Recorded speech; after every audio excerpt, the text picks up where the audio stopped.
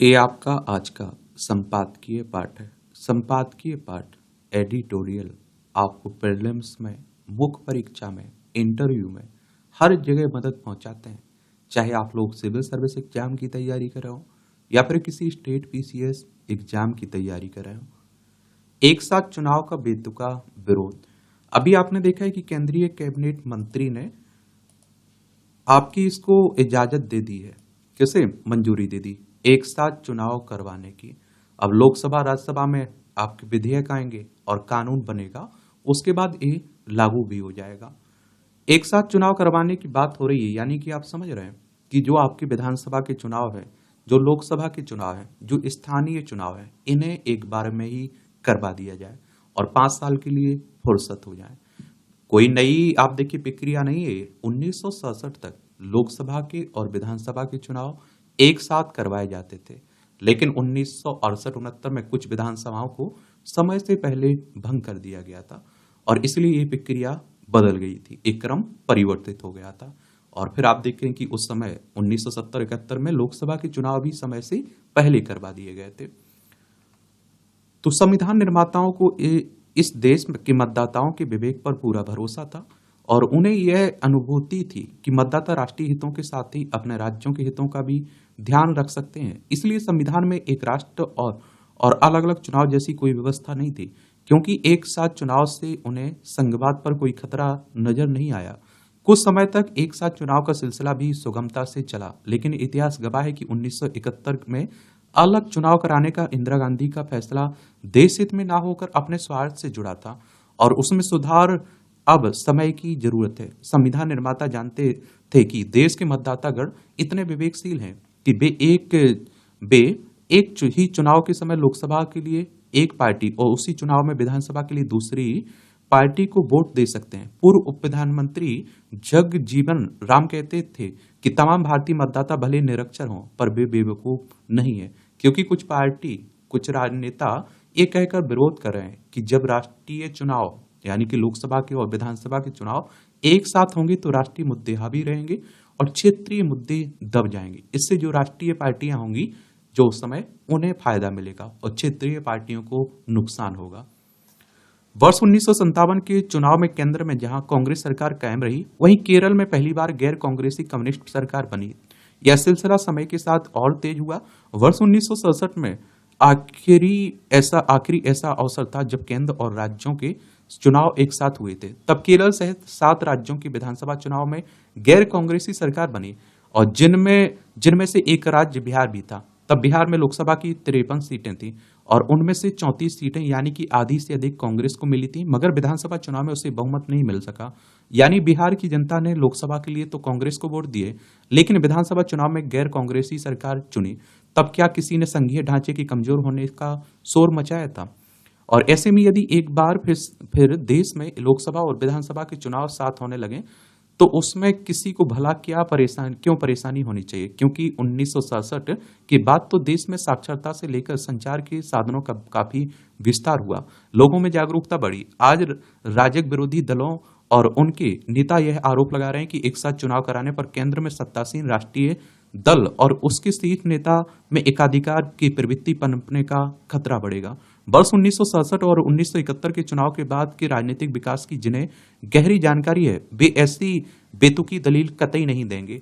जब 1967 में लोकसभा के साथ ही विधानसभा चुनाव हुए, तब इंदिरा गांधी ही प्रधानमंत्री थी और उस चुनाव के बाद भी इंदिरा गांधी ही प्रधानमंत्री बनी, लेकिन उन्होंने 1967 से 1971 तक एकाधिकार की प्रवृत्ति नहीं बढ़ा दी थी, क्योंकि तब तक कांग्रेस पार्टी में ही एक हद तक आंतरिक लोकतंत्र कायम था। इंदिरा सरकार ने 1969 से 1971 तक अपनी अस्तित्व के लिए दूसरे दलों पर भी निर्भर थी। यहां तक कि इंदिरा गांधी ने 1967 के चुनाव में पूर्व रक्षा मंत्री वीके कृष्ण मेनन तक को लोकसभा का टिकट नहीं दिलवा सकी, जबकि वह 1962 के चुनाव में मुंबई की एक लोकसभा सीट से जीतकर आए थे। तब कांग्रेस संगठन मेनन के खिलाफ था। हालांकि 1971 के चुनाव में इंदिरा गांधी भारी बहुमत से जीतकर आई तो उनमें एकाधिकार की प्रवृत्ति काफी बढ़ गई। यह प्रवृत्ति इतनी बड़ी कि सक्रिय राजनीति से संन्यास ले चुके जयप्रकाश नारायण को भी लग गया कि यह देश में नहीं है। उन्होंने इंदिरा गांधी के एकाधिकार पर एक लंबा लेख लिख दिया और उसी लेख के कारण जेपी से प्रधानमंत्री कुपित रहने लगी और यह है जेपी आंदोलन के शुरू होने से पहले की बात है। और इसी पृष्ठभूमि में किसी कार्य से जेपी ने पटना से दिल्ली पहुंचकर जब प्रधानमंत्री इंदिरा गांधी से मिलने की कोशिश की तो श्रीमती इंदिरा ने उन्हें कहलवा दिया कि वह सूचना एवं प्रसारण मंत्री इंदु कुमार गुजराल से मुलाकात कर लें। जेपी गुजराल से मिले बिना पटना लौट गए। और अब जो विपक्ष दल यह आरोप लगा रहे हैं कि एक साथ चुनाव से प्रधानमंत्री में एकाधिकार की प्रवृत्ति बढ़ेगी, तो वे 1971 के सत्ताधारी दल और आज के सत्ताधारी दल की बनावट और प्रकृति में अंतर नहीं देख पा रहे। फिर यदि ऐसी कोई प्रवृत्ति उभरती भी है तो मतदाता उसका जवाब देने में पूरी तरह सक्षम है। एक साथ चुनाव कराने के विरोध में तरह तरह की तर्क गढ़ने वाली कांग्रेस यह कह रही है कि वह संविधान और लोकतंत्र के खिलाफ होगा। दूसरी ओर वही कांग्रेस बार बार यह तर्क दोहराती रहती है कि प्रथम प्रधानमंत्री पंडित जवाहरलाल नेहरू ने इस देश में मजबूत लोकतंत्र की नींव डाली, यानी तब एक साथ चुनाव कराने में से लोकतंत्र मजबूर होता था। तो आज आप देखेंगे वही काम करने से वह कमजोर कैसे हो जाएगा, जबकि तब की अपेक्षा आज के भारतीय मतदाता अधिक जागरूक हैं। कांग्रेस के साथ दिक्कत यह है कि फिर से एक साथ चुनाव की व्यवस्था से इंदिरा गांधी के उस विवादास्पद फैसले के औचित्य पर प्रश्न चिन्ह लग जाएगा, जिसके तहत उन्होंने 1971 में अलग से लोकसभा का चुनाव कराया था और जिसके पीछे उनका निजी स्वार्थ था। और उनकी सरकार सीपीआई और डीएमके जैसे दलों के सहारे आराम से चल रही थी और उस पर कोई खतरा नहीं था, लेकिन वह इन दलों के दबाव से जल्द मुक्त होना चाहती थी। और सीपीआई आदि के दबाव के कारण वह ना तो खुद एकाधिकारवादी बन पा रही थी, ना ही अपने पुत्र संजय गांधी के लिए कार संयंत्र की स्थापना करवा पा रही थी। संजय गांधी ने लंदन के एक कार कारखाने में कुछ समय तक प्रशिक्षण भी लिया था और संजय की बड़ी इच्छा थी कि वह भारत में कारखाने की स्थापना करें। संजय ने अपने नाना के सराहने से हेनरी फोर्ड की किताब निकालकर पढ़ी थी और जिससे उन्हें इसके लिए प्रेरणा मिली थी। और इस बीच आप देखेंगे 1969 में कांग्रेस के महाविभाजन के बाद इंदिरा गांधी ने गरीबी हटाओ का लुभावना नारा गढ़ने के साथ ही कुछ लोक लुभावन काम भी किए। 1971 के चुनाव में जीत के बाद इंदिरा गांधी ने गरीबी हटाने का अपना वादा तो भूल गई, लेकिन अपने पुत्र संजय गांधी के कारखाने का सपना जरूर पूरा किया और उसके मूल में अलग अलग चुनाव कराने की जो एक विसंगति आरंभ हुई उसे दूर करना मौजूदा सरकार का दायित्व है। लेखक, राजनीतिक विश्लेषक और वरिष्ठ स्तंभकार हैं, इनका नाम है ये सुरेंद्र किशोर, इनके द्वारा ये आर्टिकल लिखा जाता है। और आप देखिए जो लोग इसके पक्ष में हैं वो लोग कहते हैं कि देखिए हर साल किसी न किसी राज्य में चुनाव होते रहते हैं और आप देखते हैं कि लोग इसी में उलझे रहते हैं, सरकारें भी इसी में उलझी रहती हैं। कम से कम एक बार चुनाव हो जाएगा तो 5 साल का टाइम मिल जाएगा और वो फ्री होकर काम कर पाएंगे। आदर्श आचार संहिता लगती रहती है समय समय पर, तो वो सब काम खत्म हो जाएगा और पैसे की भी बचत होगी। और आप देखिए 5 साल में वो कहते हैं कि अगर एक बार वोटर को वोट डालने जाना होगा तो वोट परसेंट भी बढ़ेगा, क्योंकि यही तो सोचेंगे वोटर, चलिए 5 साल में एक बार ही तो जाना है वोट डालने। अभी तो आप देखते हैं कि उसे कई बार परेशान होना पड़ता है। बोझिल नियमों से मुक्त हो विनिर्माण क्षेत्र। एक मेक इन इंडिया की बात हो रही है। मेक इन इंडिया मोदी सरकार की एक प्रमुख योजना है। 25 सितंबर 2014 को शुरू हुई यह योजना 10 वर्ष पूरी कर चुकी है और इस अभियान के कुछ घोषित लक्ष्य थे, जैसे विनिर्माण क्षेत्र की विकास दर 12 से 14% प्रति वर्ष करते हुए 2022 तक सकल घरेलू उत्पाद जीडीपी में विनिर्माण के योगदान को 25% तक बढ़ाना और 2022 तक अर्थव्यवस्था में विनिर्माण क्षेत्र की 10 करोड़ अतिरिक्त नौकरियां पैदा करना। अब इन लक्ष्यों को 2025 तक बढ़ा दिया गया। हालांकि मौजूदा गति और बुनियादी ढांचे की कमी के कारण यह महत्वाकांक्षी लक्ष्य 2030 तक भी पूरा होता नहीं दिख रहा है। कोविड महामारी के दौरान यह प्रचारित किया गया कि चीन छोड़ने वाली कंपनियां भारत में आएंगी, लेकिन इनमें से अधिकांश ने वियतनाम, ताइवान एवं थाईलैंड की राह पकड़ी और केवल कुछ ही भारत आई। इसमें देखिए जीडीपी की बात हो रही है और मैं आप लोगों से हमेशा कह रहा हूं कि आप लोग इकोनॉमी की एनसीईआरटी किताबें जरूर पढ़िएगा।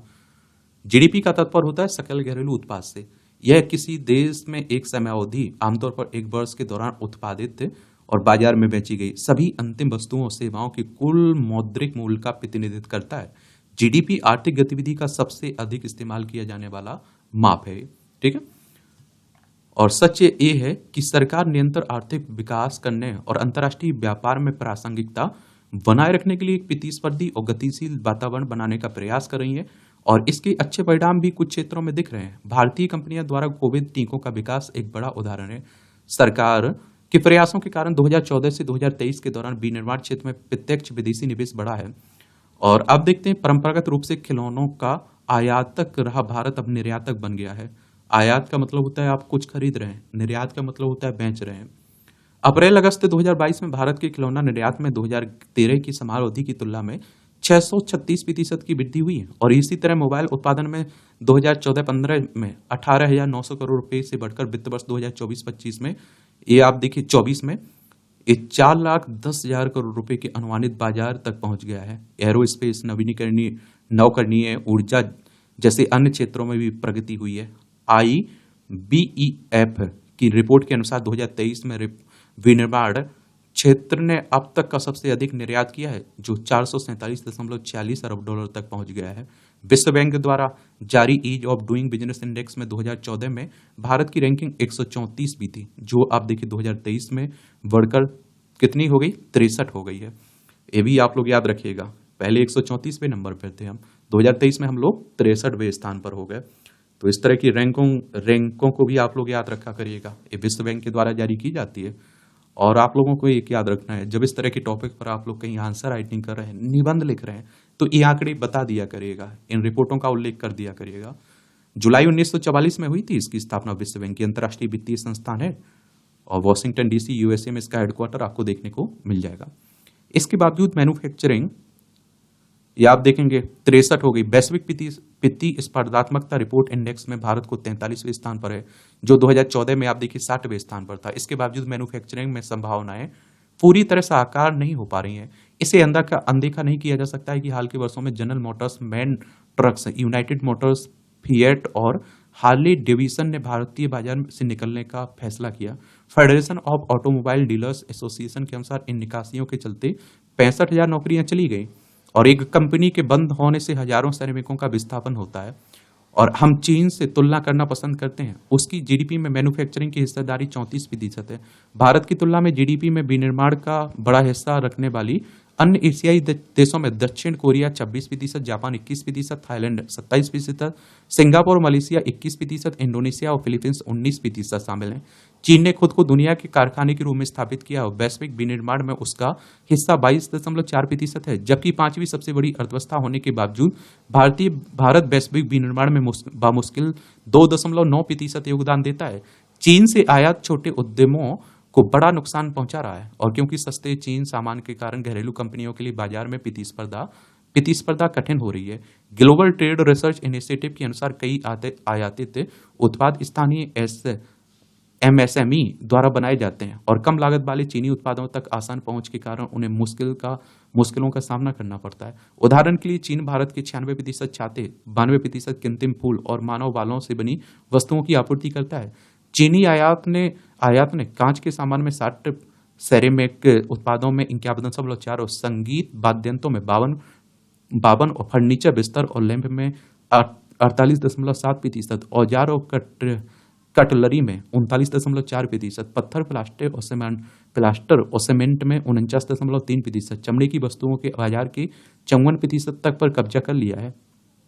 सरकार द्वारा खिलौना पर सीमा शुल्क 20% से बढ़ाकर 70% करने के बावजूद भारतीय खिलौना बाजार में चीन का 35% हिस्सा है, और इस स्थिति के बारे में विचार किया जाना चाहिए। अब आप देखिए, समस्याएं आपको बता दी गई हैं, और आप देखते हैं कि अब आपको समाधान करना चाहिए। हाल में विनिर्माण को बढ़ावा देने के लिए सरकार ने कुछ कदम उठाए हैं, लेकिन अभी वांछित नतीजे नहीं मिल सके।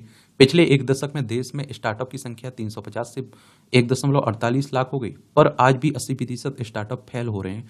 हमें शिक्षा, प्रशिक्षण, आजीवन सीखने के कार्यक्रम के माध्यम से कार्यबल के कौशल और क्षमताओं को बढ़ाना होगा, जो उद्योग की जरूरतों और मांगों से मेल खा सके। भारत में आप देखते हैं कि MSME क्षेत्र का विनिर्माण उत्पादन में 45% से अधिक योगदान है। वैश्विक अर्थव्यवस्था के साथ MSME को अधिक कनेक्टिविटी की आवश्यकता है। निर्यात बढ़ाने के लिए PLI योजना को MSME और ओवरतिल उद्योगों तक बढ़ाया जाना चाहिए। भारत भविष्य में आप देखिए खुद को अगला वैश्विक कारखाना बना सकता है, बशर्ते बोझिल नियमों से विनिर्माण क्षेत्र को मुक्त किया जाए। सरकार को यह समझने की जरूरत है कि संसद के माध्यम से कोई विधेयक पारित करना, निवेशक सम्मेलन आयोजित करना आदि उद्योगीकरण को बढ़ावा देने के लिए पर्याप्त नहीं है। स्तंभकार हैं JUNI के अटल स्कूल ऑफ मैनेजमेंट में प्रोफेसर और make in India road map की लेखक हैं। इनका नाम है डॉक्टर ब्रिजेश कुमार तिवारी, इनके द्वारा यह आर्टिकल लिखा गया है। क्षमा का भाव, ये आप देखिए अच्छा कॉलम लिखा जाता है। क्षमा करने का गुण साहसिक प्रवृत्ति के लोगों के भीतर ही होता है। कायर किसी को क्षमा करने का साहस नहीं दिखा सकते। क्षमा करने वाले सदैव मानवीय एवं देवीय गुणों से ओतप्रोत होते हैं। ठीक इसी प्रकार जो व्यक्ति क्षमा मांगते हैं उनका हृदय भी विनम्रता से भरा होता है। क्षमा मांगने वाला व्यक्ति भी असाधारण ही होता है। कई बार अपराध करने के बाद भी हमारे भीतर अपराध बोध नहीं होता। हम स्वयं को सही सिद्ध करने के लिए झूठ का सहारा ले लेते हैं। और अधिकतर लोगों को देखिए आप लोग, वो रिश्ता खत्म कर देते हैं लेकिन वो अपनी गलती नहीं मानते हैं।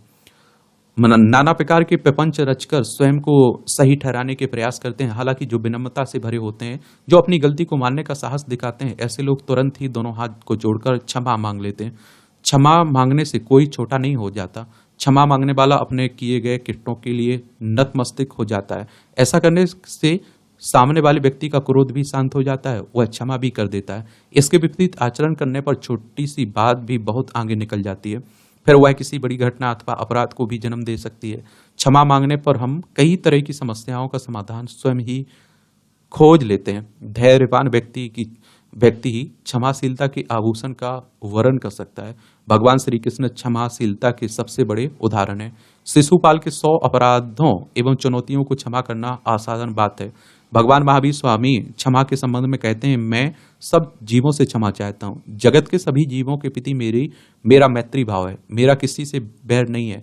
मैं सच्चे हृदय से धर्म में स्थिर हुआ हूँ और सब चीजों से मैं सारे अपराधों को लेकर क्षमा मांगता हूँ। सभी जीवों ने मेरे प्रति जो अपराध किया है उन्हें मैं क्षमा करता हूँ। वस्तुतः क्षमा करने और क्षमा मांगने की वृत्ति हमें आगे ले जाती है। अगर ये समझ में आ जाए तो आप देखिए बहुत अच्छी दुनिया बनाई जा सकती है, बहुत अच्छा समाज बनाया जा सकता है। लेकिन कहाँ समझ में आता है। मन की बात हमारे प्रधानमंत्री साहब, सुबह मैंने बताया था कि ये कार्यक्रम कब शुरुआत हुई थी, आप लोग बताइए कब शुरुआत हुई थी इसकी। प्रधानमंत्री ने मन की बात कार्यक्रम को लेकर जो प्रसन्नता प्रकट की और भावुक होकर इस कार्यक्रम की उपलब्धियों को रेखांकित किया, वह स्वाभाविक ही है, क्योंकि आम जनता से संवाद के इस लोकप्रिय कार्यक्रम के 10 वर्ष पूरे होने जा रहे हैं। निश्चित रूप से यह एक अनूठी उपलब्धि है, क्योंकि इस कार्यक्रम के जरिए प्रधानमंत्री राजनीतिक मुद्दों से इतर विषयों पर चर्चा करते हैं।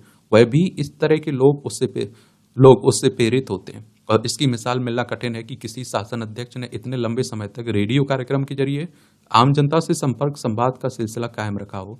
इस कार्यक्रम की व्यापकता और लोकप्रियता का अनुमान इससे लगाया जा सकता है कि वह 22 भाषाओं विभिन्न बोलियों में प्रसारित होता है। इसके अतिरिक्त इसे कई विदेशी भाषाओं में भी सुना जा सकता है। स्पष्ट है कि इस कार्यक्रम को देश के साथ विदेश में भी लोग सुनते हैं। इस कार्यक्रम के जरिए प्रधानमंत्री ने आम जनता को विभिन्न विषयों के प्रति जागरूक करने का काम किया है। बात चाहे पर्यावरण सुरक्षा की हो अथवा बेटी बचाओ अभियान को लोकप्रिय बनाने की हो, फिर आम जनजीवन से जुड़े ऐसे ही अन्य अनेक मुद्दे हों। यह कार्यक्रम इस बात का परिचायक है कि किस तरह आम जनता को उन विषयों के प्रति जोड़ा जा सकता है और उनमें उसकी भागीदारी बढ़ाई जा सकती है जो किसी न किसी रूप में उसके जीवन को प्रभावित करते हैं। आज यदि स्वच्छ भारत अभियान एक बड़ी हद तक प्रभावी दिख रहा है तो इसके पीछे मन की बात कार्यक्रम की एक बड़ी भूमिका है, क्योंकि प्रधानमंत्री ने शायद सबसे अधिक बार इस अभियान की चर्चा की। और भले ही आप देखिए विपक्षी दल इस कार्यक्रम को लेकर तंज कसते हों, लेकिन सच यही कि प्रधानमंत्री इसमें केवल अपने मन की ही बात नहीं करते, बल्कि वह आम जनता के मन की बात देश के लोगों तक पहुंचाते हैं। इसके लिए वो भी लोगों के सुझाव आमंत्रित करते हैं जो उन्हें चिट्ठियां और ऑडियो वीडियो संदेश के जरिए मिलते रहते हैं। प्रधानमंत्री ने इस बार मन की बात कार्यक्रम में एक बार फिर जनता से अपील की कि दिवाली के अवसर पर लोग स्वदेशी निर्मित वस्तुएं खरीदें और यह भी सुनिश्चित करें कि उपहार में किसी को जो सामग्री भेंट करें वह भी मेक इन इंडिया हो। और उन्होंने झांसी समेत देश के विभिन्न हिस्सों में जल संरक्षण की पहल का भी उल्लेख किया। स्वच्छता और जल संरक्षण के मामले में इस तरह के अनेक कार्य देश के दूसरे हिस्सों में आम लोगों ने मिलकर किए हैं और ऐसे कार्य यही बताते हैं कि यदि आम जनता को सही नेतृत्व मिल सके और उन्हें प्रेरणा प्रदान की जा सके तो समाज और राष्ट्र के हितों में ऐसे अनेक कार्य हो सकते हैं। यह सही है कि सकारात्मक गतिविधियां प्रेरित करती हैं, लेकिन इसकी अनदेखी नहीं की जा सकती कि आज की राजनीति में नकारात्मकता बढ़ती जा रही है। आम जनता को स्वयं इस नकारात्मकता को हतोत्साहित करना होगा। पीएम सूर्यघर, या आप देखिए पीएम सूर्यघर योजना के प्रति उत्तर प्रदेश में जिस प्रकार का उत्साह नजर आ रहा है वह बना रहा तो भविष्य की ऊर्जा आवश्यकताओं की पूर्ति की दिशा में यह योजना मील का पत्थर साबित हो सकती है। विदेश में योजना के अंतर्गत लाभ पाने के लिए अब तक 17.75 लाख से अधिक परिवारों ने पंजीकरण कराया और इसमें से 32,000 से अधिक घरों में रूफ टॉप पैनल लगाए भी जा चुके हैं। बेहद कम समय में आप देखते हैं कि जितनी संख्या में पंजीकरण हुए, उससे स्पष्ट है कि विद्युत ऊर्जा के संबंध में सरकार की इस पहल को महंगी बिजली से त्रस्त घरेलू उपभोक्ताओं का भरपूर समर्थन मिल रहा है। योजना की घोषणा हुए अभी 4 महीने भी नहीं हुए और इतनी संख्या में यदि लोगों ने पंजीकरण कराया तो इसके पीछे केंद्र और द्वारा इसके प्रोत्साहन के लिए दिए जा रहे अनुदान और उसमें प्रदेश सरकार की भी बड़ी भागीदारी मुख्य कारण है। उपभोक्ता को बेहद कम धनराशि में एक प्रकार से निःशुल्क बिजली की गारंटी दी जा रही है। यह अनुदान 3 किलोवाट तक की सोलर पैनल लगवाने के लिए है। पीएम सूर्य घर योजना से उपभोक्ताओं को लगभग निःशुल्क बिजली तो मिलेगी ही, लेकिन इसके अन्य फायदे भी इससे भी बड़े हैं। उपभोक्ताओं को बिजली की बार बार आवाजाही से राहत मिलेगी ही। यह देश के जीरो कार्बन उत्सर्जन के लक्ष्य की प्राप्ति में भी बड़ा योगदान देगा। और आप देखते हैं कि इसमें आप देखें और इस समय पूरा विश्व कार्बन उत्सर्जन के दुष्प्रभाव को लेकर चिंतित है। इस चिंता का एक अहम समाधान अपनी ऊर्जा आवश्यकताओं के लिए अक्षय ऊर्जा की पर निर्भरता बढ़ाना है। निश्चित ही उत्तर प्रदेश इसमें बड़ा योगदान करने के लिए तैयार है, किंतु जिस संख्या में पैनल लगाए गए उसमें अभी और तेजी लाने की आवश्यकता है। देखिए, ये हमारा प्यारा भारत है। इसमें आप देखिए उत्तर प्रदेश से लखनऊ इसकी राजधानी, अंतर्राष्ट्रीय सीमा नेपाल से लगती है, राज्यों में बिहार, झारखंड, छत्तीसगढ़, मध्य प्रदेश, राजस्थान, हरियाणा, हिमाचल प्रदेश, उत्तराखंड, दिल्ली से लगती है। 8 राज्यों से लगती है और एक केंद्र शासित प्रदेश से लगती है। विधानसभा में 403 सीटें, विधान परिषद में 100 सीटें, राज्यसभा में 31 सीटें, लोकसभा में 80 सीटें आपको देखने को मिलेंगी। विधानसभा में 403 सीटें हैं, विधान परिषद में 100 सीटें, राज्यसभा में 31 सीटें, लोकसभा में 80 सीटें। सबसे ज्यादा सीटें आपको उत्तर प्रदेश में देखने को मिलती हैं। एक खाद्य सुरक्षा पर ध्यान देने की जरूरत, तो जब तक हमारे देश का हर नागरिक स्वस्थ और सशक्त नहीं होगा तब तक हमारी प्रगति अधूरी ही रहेगी। हाल में भारतीय खाद्य सुरक्षा एवं मानक प्राधिकरण द्वारा जारी खाद्य सुरक्षा सूचकांक 2024 में केरल, तमिलनाडु का शीर्ष स्थान प्राप्त करना प्रशंसनीय है। इन राज्यों ने साबित किया है कि दृढ़ निश्चित और सुनियोजित प्रयासों से कुछ भी असंभव नहीं है, किंतु इस सूचकांक में अंतर्निहित विषमता भी एक कटु शब्द है जो हमारे समक्ष एक बड़ी चुनौती पेश करती है। खाद्य सुरक्षा का सवाल सिर्फ स्वास्थ्य तक ही सीमित नहीं है, यह हमारी अर्थव्यवस्था की धुरी भी है, हमारे सामाजिक ताने बाने का आधार है। जिस तरह स्वस्थ बीज से मजबूत वृक्ष पनपता है, उसी तरह स्वस्थ नागरिक ही समृद्ध राष्ट्र का निर्माण कर सकते हैं। खाद्य सुरक्षा में निवेश वास्तव में हमारे उज्जवल भविष्य में निवेश है। यह न केवल बीमारियों को रोकता है बल्कि राष्ट्रीय उत्पादकता को बढ़ाता है, स्वास्थ्य देखभाल पर खर्च को कम भी करता है। इसमें सरकार की भूमिका निस्संदेह महत्वपूर्ण है, लेकिन यह जिम्मेदारी सिर्फ शासन तक ही सीमित नहीं है। यह एक सामूहिक जिम्मेदारी है जिसमें समाज के हर वर्ग की भागीदारी अपेक्षित है। खाद्य उद्योग को अपने कर्तव्य के प्रति जागरूक होना चाहिए, जो इस श्रृंखला की रीढ़ है। बीज से लेकर थाली तक हर स्तर पर गुणवत्ता का ध्यान रखना जरूरी है। छोटा व्यापारी हुई या बड़ा उद्योगपति, सभी को खाद्य सुरक्षा के मानकों का कड़ाई से पालन करना होगा। इसके लिए नियमित निरीक्षण और सख्त दंड व्यवस्था जरूरी है। इस श्रृंखला की अंतिम कड़ी उपभोक्ताओं को भी अपने अधिकारों और कर्तव्यों के प्रति जागरूक होना होगा। उन्हें समझना होगा कि सस्ता खाना हमेशा अच्छा नहीं होता है, अच्छा खाना हमेशा महंगा नहीं होता है। उन्हें गुणवत्ता से समझौता न करने का संकल्प लेना होगा। उपभोक्ताओं की शिकायतों को गंभीरता से लिया जाना चाहिए, उनका त्वरित निवारण सुनिश्चित किया जाना चाहिए। बच्चों को स्कूल में खाद्य सुरक्षा सिखाई जानी चाहिए ताकि वे अपने घरों में इसके संदेश वाहक बन सकें। इसे पाठ्यक्रम में शामिल किया जाना चाहिए। असुरक्षित भोजन से सालाना 60 करोड़ लोग खाद्य जनित बीमारियों के शिकार बनते हैं और 4,20,000 लोग काल के गाल में समा जाते हैं। कृत्रिम खाद्य रंग, अनुवांशिक रूप से संशोधित फसलें जैसे नए नए खतरे उभर रहे हैं। इससे निपटने के लिए नियमों को निरंतर अद्यतन करना होगा, नवीन शोध को प्रोत्साहित करना होगा। साथ ही ऐसे खाद्य व्यवसायों के लिए प्रोत्साहन योजनाएं आरंभ की जानी चाहिए जो उच्च मानकों का पालन करते हैं। ये भी आप देखिए, टिप्पणियां यहाँ रहती हैं, ये भी देख लिया करिएगा। इसकी पीडीएफ मैं टेलीग्राम पर डाल देता हूँ, एजुकेशन सर्कल प्लेटफॉर्म है ना, वहां से जाकर आप लोग डाउनलोड भी कर लिया करिएगा इसे, ठीक है। संयुक्त राष्ट्र में भारत का भारी होता पलड़ा, ये आप देखिए, संयुक्त राष्ट्र में सुधार की बातें भी होती रहती हैं। संयुक्त राष्ट्र सुरक्षा में भी सुधार की बातें हो रही हैं। संयुक्त राष्ट्र यानी कि यूनाइटेड नेशंस की बात हो रही। 24 अक्टूबर 1945 में इसकी स्थापना हुई थी। न्यूयॉर्क यूएसए में इसका हेडक्वार्टर देखने को मिलेगा। जो यूनाइटेड नेशन सिक्योरिटी काउंसिल है ना, जिसे शॉर्ट में यूएनएससी कहते हैं, ये आप देखते हैं कि संयुक्त राष्ट्र के 6 अंगों में से एक है और इसमें आप देखते हैं कि कितने 15 सदस्य हैं। जिनमें आपके 10 तो अस्थायी सदस्य हैं, 5 स्थायी सदस्य हैं। स्थायी सदस्यों में चाइना, फ्रांस, रसिया, यूनाइटेड किंगडम, यूनाइटेड स्टेट देखने को मिलेगा। और इन्हीं में सुधार करने की बात होती है, क्योंकि इन्हें एक तरह से विशेष पावर मिली हुई है। इन 5 में से एक कोई अगर असहमत होता है ना किसी प्रस्ताव पर, तो वो प्रस्ताव रिजेक्ट हो जाता है। यानी किसी प्रस्ताव को पास करवाना है तो पांचों को सहमत होना चाहिए। फ्रांस के राष्ट्रपति एमेनुअल मैक्रों ने संयुक्त राष्ट्र महासभा को संबोधित करते हुए संयुक्त राष्ट्र सुरक्षा परिषद में स्थायी सदस्यता के लिए भारत की दावेदारी का समर्थन किया है। मैक्रो ने कहा है कि फ्रांस सुरक्षा परिषद के विस्तार के पक्ष में है। जर्मनी, जापान, भारत और ब्राजील को परिषद का सदस्य स्थायी सदस्य होना चाहिए। साथ ही 2 ऐसे देश भी होने चाहिए जिन्हें अफ्रीका प्रतिनिधित्व के लिए अनुशंसा करें। दूसरी तरफ पाकिस्तान से दोस्ती और भारत विरोधी रुख के लिए चर्चित तुर्की के राष्ट्रपति रिसेप तैयब एर्दोगन ने संयुक्त राष्ट्र में पाकिस्तान को झटका दिया और उन्होंने, आप देखते हैं कि इस बार कश्मीर का जिक्र नहीं किया। 2019 के बाद पहली बार ऐसा हुआ जब एर्दोगन ने संयुक्त राष्ट्र महासभा में कश्मीर के मुद्दे से किनारा किया और इससे लगता है कि सुरक्षा परिषद में भारत की स्थायी सदस्यता के लिए सहमति बढ़ रही है। और आप देखते हैं कि क्या हो रही है, बढ़ रही है। इससे प्रधानमंत्री नरेंद्र मोदी के वैश्विक प्रभाव और सफल कूटनीति के परिप्रेक्ष्य में देखा जाना चाहिए। भारत के संयुक्त राष्ट्र में भारी होते पलड़े के संदर्भ में विशेषज्ञों का मानना है कि तुर्की ब्रिक्स का सदस्य देश बनना चाहता है। इसके लिए उसे भारत की मदद जरूरी है एक तरह से।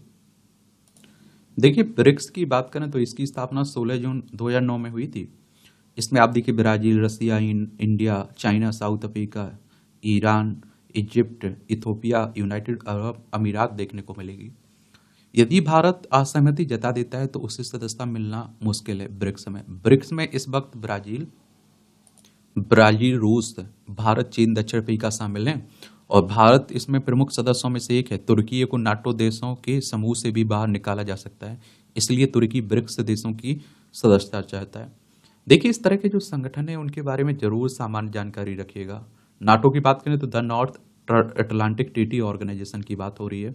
इसकी स्थापना अगर हम देखें तो ब्रुसेल्स, बेल्जियम इसका हेडक्वार्टर देखने को मिलेगा। 4 अप्रैल 1949 में स्थापना हुई थी। 32 सदस्य हैं इसमें। ये भारत की दलील है कि 1945 में स्थापित संयुक्त राष्ट्र सुरक्षा परिषद 21वीं सदी की लक्ष्य पूर्तियों के लिए पर्याप्त नहीं है। इसमें समकालीन भू राजनीतिक वास्तविकताओं का प्रतिबिंब दिखाई नहीं दे रहा है। वर्तमान में सुरक्षा परिषद में 5 स्थायी सदस्य हैं और 10 अस्थायी सदस्य देश शामिल हैं, जिन्हें संयुक्त राष्ट्र महासभा द्वारा 2 साल के कार्यकाल के लिए चुना जाता है। परंतु 5 स्थायी सदस्य रूस, ब्रिटेन, चीन, फ्रांस और अमेरिका है। इनमें से प्रत्येक देश के पास ऐसी शक्ति है जिसका प्रयोग कर वे किसी भी महत्वपूर्ण प्रस्ताव पर वीटो लगा सकते हैं।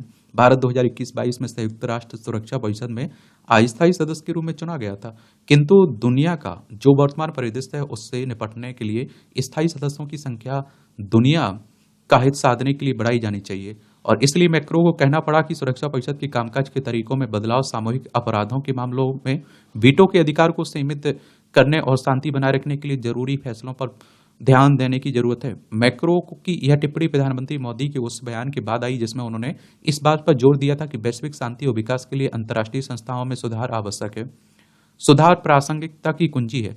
वाकई इस समय कई वैश्विक संस्थाएं इसके अभाव में अपनी प्रासंगिकता खोती दिखाई दे रही, दम तोड़ रही हैं, एक तरह से कहिए आप लोग।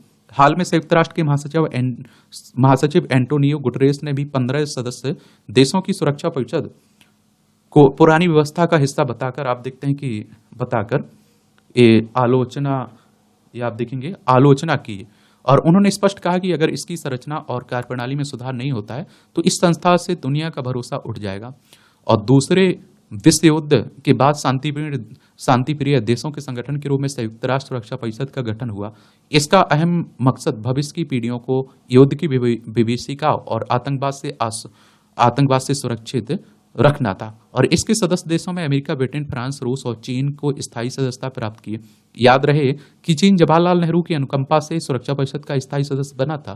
कांग्रेस नेता और संयुक्त राष्ट्र में काम कर चुके शशि थरूर की किताब Nehru the invention of India में लिखा है कि 1953 में के आसपास भारत को संयुक्त राष्ट्र सुरक्षा परिषद में स्थायी सदस्य बनने का प्रस्ताव मिला था, लेकिन उन्होंने उसे आप देखिए चीन को दे दिया। थरूर ने लिखा है कि भारतीय राजनयिकों ने वह फाइल देखी थी और जिस पर नेहरू के इनकार का जिक्र है। अतः कहा जा सकता है कि नेहरू की भयंकर भूल और उदारता का नुकसान भारत आज तक उठा रहा है, जबकि उस समय अमेरिका भारत के पक्ष में था। और देखिए उस समय की आप देखें जो नेहरू की बहुत सारे लोग इसको लेकर आलोचना करते रहते हैं। उस समय कुछ और परिस्थितियां था, इस तरह की भी बातें लोग कहते रहते हैं। भारत को का 2 बार पाकिस्तान और 1 बार चीन से युद्ध हो चुका है। इराक और अफगानिस्तान अमेरिका और रूस के जबरन दखल के चलते युद्ध की ऐसी विभीषिका के शिकार हुए, आज तक उबर नहीं पाए। तालिबान की आमद के बाद अफगानिस्तान में किस बेरहमी से विरोधियों और स्त्रियों को दंडित किया जा रहा है और जिया जा यह किसी से छिपा नहीं रह गया। इजराइल, फलस्तीन और रूस अमेरिका के बीच संघर्ष लगातार जारी है। अनेक इस्लामिक देश गृह कलह से जूझ रहे हैं। उत्तर कोरिया और पाकिस्तान बैकऑफ परमाणु युद्ध की धमकी देते रहते हैं। दुनिया में फैले चुके इस्लामिक आतंकवाद पर अंकुश नहीं लग पा रहा है और साम्राज्यवाद नीतियों के क्रियान्वयन में लगा चीन किसी वैश्विक पंचायत के आदेश को नहीं मानता है। इसका उदाहरण मसूद अजहर जैसे पाकिस्तान आतंकियों को अंतर्राष्ट्रीय आतंकी घोषित करने पर चीन द्वारा बार बार वीटो का इस्तेमाल करना है, जबकि भारत विश्व में शांति स्थापित करने के अभियानों में मुख्य भूमिका निर्वाह करता है रहा है। बावजूद दुनिया की दूसरी सबसे बड़ी आबादी एवं समुदाय एक बहुलता वाला देश सुरक्षा परिषद का स्थायी सदस्य नहीं है। भारत में दुनिया की 18% आबादी रहती है। विश्व का हर छठा व्यक्ति भारतीय है। साफ है कि संयुक्त राष्ट्र की कार्य संस्कृति निष्पक्ष नहीं है। कोविड के दौर में विश्व स्वास्थ्य संगठन की मानवतावादी केंद्रीय भूमिका दिखनी चाहिए थी, पर वह महामारी फैलाने वाले दोषी देश चीन के समर्थन में खड़ा नजर आता है। WHO की बात करें तो वर्ल्ड हेल्थ ऑर्गेनाइजेशन की बात हो रही है। इसकी स्थापना 7 अप्रैल 1948 में हुई थी। जेनेवा, स्विट्जरलैंड में इसका हेडक्वार्टर देखने को मिलेगा। 7 अप्रैल को आप लोग विश्व स्वास्थ्य दिवस भी मनाते हैं। अलबत्ता संयुक्त राष्ट्र सुरक्षा परिषद की भूमिका वैश्विक संगठन होने की दृष्टि से इसलिए महत्वपूर्ण मानी जाती है क्योंकि उसके एजेंडे में प्रतिबंध लागू करने और संघर्ष की स्थिति में सैन्य कार्रवाइयों की अनुमति देने के अधिकार शामिल है। इस नाते उनकी मूल कार्य पद्धति में शक्ति संतुलन बनाए रखने की भावना अंतर्निहित है, लेकिन वह इन प्रतिबद्धताओं को नजरअंदाज कर रहा है। गोया इस विश्व संस्था के प्रति विश्वास का संकट गहराया हुआ है। नतीजतन इसमें सुधार की जरूरत महसूस की जा रही है।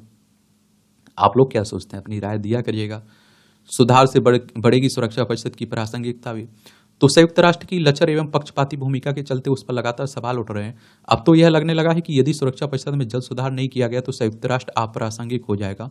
द्वितीय विश्व युद्ध के बाद 1945 में परिषद के अस्तित्व में आने से लेकर अब तक दुनिया के बड़े परिवर्तनों की वाहक बन चुकी है। इसलिए आप देखें, भारत लंबे समय से सुरक्षा परिषद के पुनर्गठन का प्रश्न उठाता रहा है। कालांतर में इसका प्रभाव यह पड़ा कि संयुक्त राष्ट्र के अन्य सदस्य देश भी इस प्रश्न की कड़ी के साझेदार बनते चले गए। G4 देशों में ब्राजील, भारत, जर्मनी और जापान इस मांग को निरंतर उठा रहे हैं।